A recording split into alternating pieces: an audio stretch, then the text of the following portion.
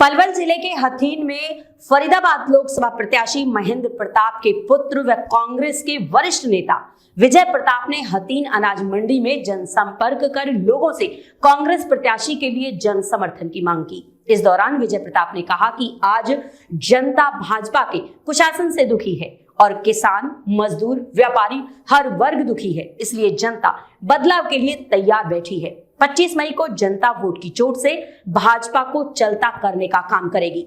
उन्होंने कहा कि फरीदाबाद से कांग्रेस के प्रत्याशी महेंद्र प्रताप के चुनाव को खुद लोकसभा चुनाव क्षेत्र की जनता लड़ रही है। लोकतंत्र चेतना से खास बातचीत में विजय प्रताप ने क्या कहा, आइए आप भी सुनिए।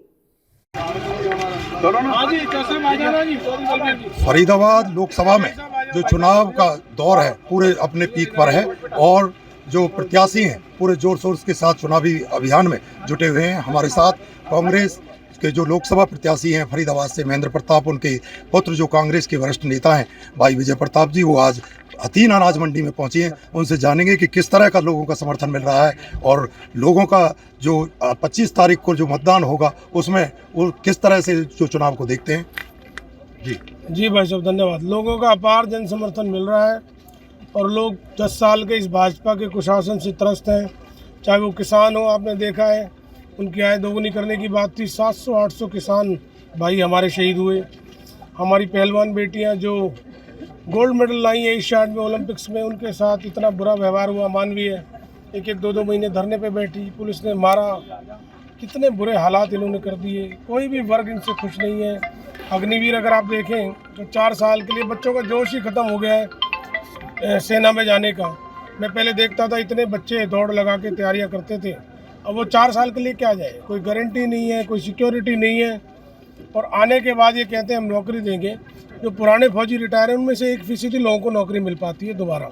99% को सरकार एकोमोडेट नहीं कर सकती। जब उसी में 99% नहीं एकोमोडेट हो रहे तो ये 50,000 आदमी कहाँ से हर साल हो जाएंगे। ये सिर्फ जुमलेबाजों की सरकार है और हरियाणा इन्होंने बर्बाद कर दिया। देश पे कर्जा चढ़ा दिया, 205 लाख करोड़ का कर्ज है देश पे।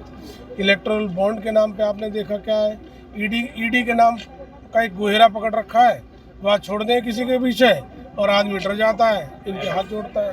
2 आदमी नहीं डरे, केजरीवाल और हेमंत सोरेन, वो जेल में डाल दिए। तो भाई जनता सब चीज़ जान गई है।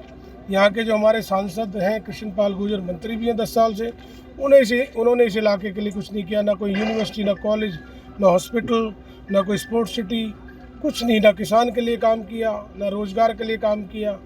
तो सब आदमी परेशान है, इसको बदलना चाहते हैं।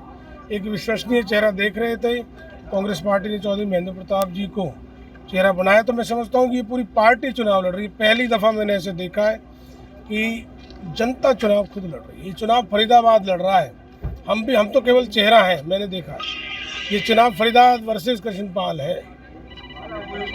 तो जिस तरह से भाजपा प्रत्याशी हैं वो लगातार क्षेत्र में काफ़ी लंबे समय से दौरे कर रहे हैं, लेकिन आम जो जनमानस है वो आज महंगाई है या दूसरे मुद्दे हैं उनसे, तो किस तरह देखते हैं जनता की जब आप चुनाव प्रचार के अभियान दौरे पे जाते हैं तो जनता की किस तरह की जो भावनाएं वो देखने को मिल रही है? जनता का इतना विशेष स्नेह और आशीर्वाद मिल रहा है जिसकी कोई उम्मीद, मतलब मेरी उम्मीद तो थी लेकिन उम्मीद से कई गुना ज़्यादा। और जब जनता उम्मीद से कई गुना ज़्यादा देती है तो जो असल में नेता है उसके हृदय पे आभार और बढ़ जाता है। तो मैं तो इनका एहसान मानता हूँ कि इतना आशीर्वाद दे रहे हैं और भगवान से यही प्रार्थना करता हूँ कि ये जो उम्मीद रख रहे हैं उसके लायक हम बने रहें, इनकी सेवा के लायक हम बने रहें।